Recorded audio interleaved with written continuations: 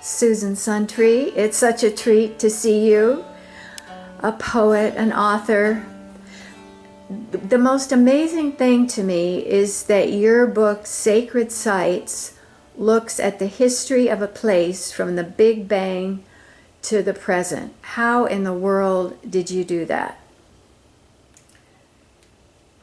The reason I did it is that I moved from the Sierra Nevada foothills to Southern California. And when I got there, I felt completely displaced. I didn't understand where I was, so I thought I would read a book about it. Well, there was no book. So I wrote the book that I wanted to read that would answer my question, how did things come to be the way they are? And then once I got started, well, then you just have to begin at the beginning. And so I did. So the book tells the story of the origins of the Southern California and Californian Western landscapes, from the Big Bang to the present, both from the point of view of Western science, thus the Big Bang, and the indigenous stories, songs, and myths that answer the same question. How did things come to be the way they are? And in the indigenous worldview, how do we as human beings live? So that was the beginning. It was brought out by the University of Nebraska Press and won several awards, I'm happy to say. It has photos and maps, lots of notes, and it's a narrative poem. What does that mean?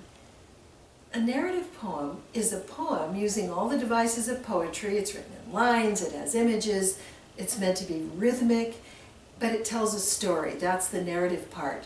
And all the great epics, from the Odyssey, the Iliad, and all the others, Native American epics and so forth, they were all written as narrative poems. And they were all always sung or recited or chanted to music.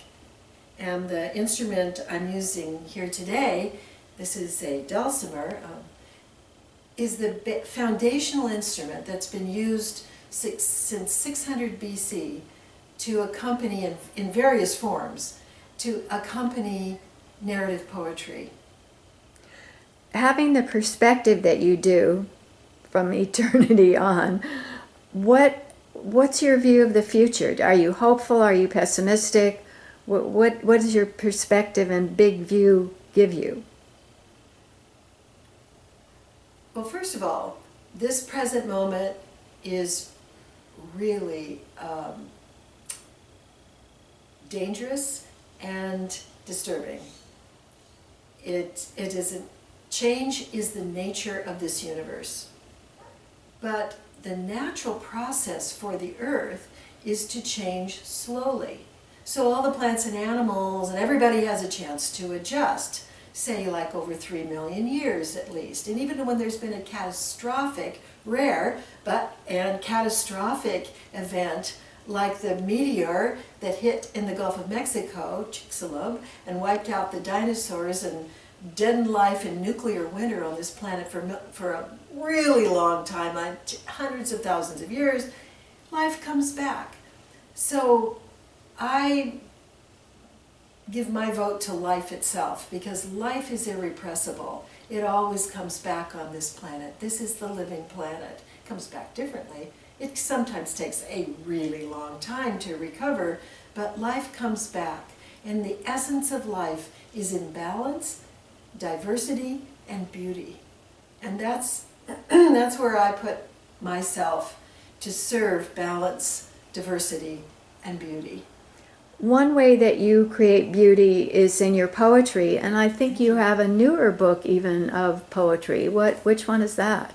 This one is Dear Traveler, and it tracks a traveler through a year of seasons and through a lifetime.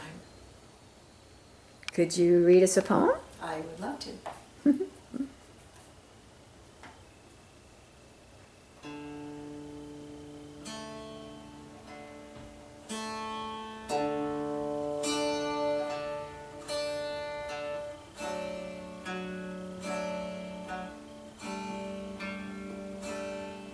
Traveler.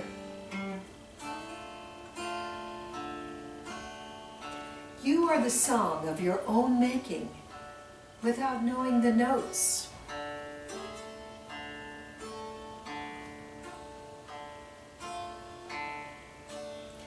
Music rises without tongue. There are no strings or reeds. When the sound begins, it's a chorus. Desert winds circle brush and spare stalks of grass. How the dry sticks sing is what the wind wants to know.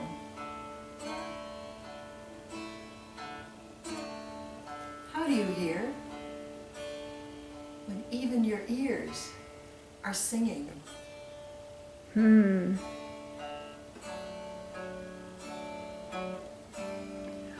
If people want to learn more about your work, do you have a website? Yes, you can go to susansuntree.com and there's lots of material posted there. And what about if they want to hopefully buy your books?